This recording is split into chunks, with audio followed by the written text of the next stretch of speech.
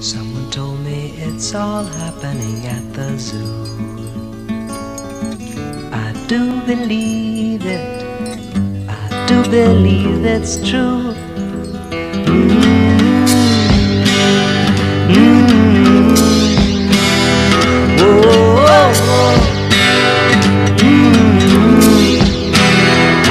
It's a light and tumble journey from the... I'm Nick Zarlinga. I am an animal keeper here at the zoo. I take care of the aquatic animals here. Some fish are much more interactive with people, some are not, and it generally corresponds to the more advanced a fish is. This may potentially be one of the most dangerous animals that we have here at the zoo. The venom that it extracts is very potent.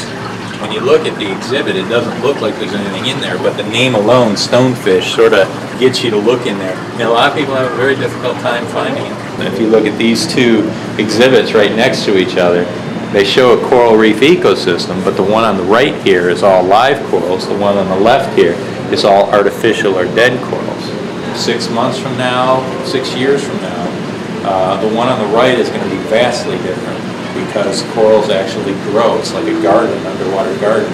Pound for pound, this is one of the most interesting exhibits we have. The aquascaping is well done, and you have cave fish, and these fish here are, what's interesting is they don't have any eyes.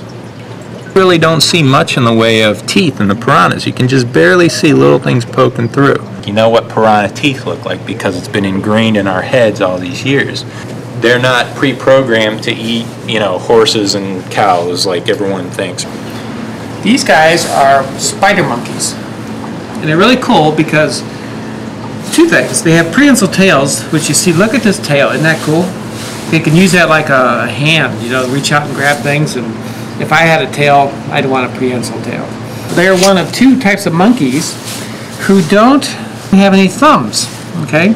They only have the 4 fingers, okay? But you can kind of see there's no thumb. This is our troop of Allen swamp monkeys we have at the zoo, and they are one of the most active groups we have in the zoo. The 2 youngsters here, Moss is the older one, and Pete is the little one, and those 2 are always wrestling, always. The mother is up there. She's a real good mom. They're great entertainment. You can watch them for hours, and especially when they have their pool, because these guys love to swim, and we give it to them periodically. We don't have it in there all the time, so it's a special treat for them. These are our 3 chimpanzees at the zoo. We have 3 girls. The wintertime's a nice time to come to the zoo to see the chimps because the crowds are smaller and you get really up close and get a good look and interaction with the chimps. One of the great things in the wintertime is the gorillas are inside, and it's a unique view on them because literally you can see them up really close. This is Makolo. We have 2 males here at the zoo, and he's the younger of the 2 males. This is Bebek. He's the older of our 2 males, and he's just a couple years older than Makolo. Take a look at his back. See that silver on their back? That's why male.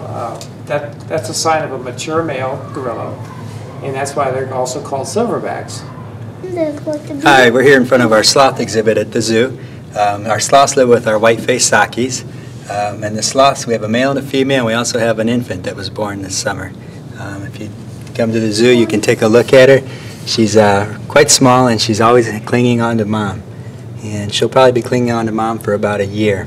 Sloths are very slow-moving, and you can see they sort of hang upside down. The neat thing about sloths is the way their hair grows. It grows towards their spine instead of forward like most animals do, and that allows the water to roll off of them while they're hanging upside down in the rainforest. It is better to come to the zoo in the wintertime because you don't have to fight the crowds.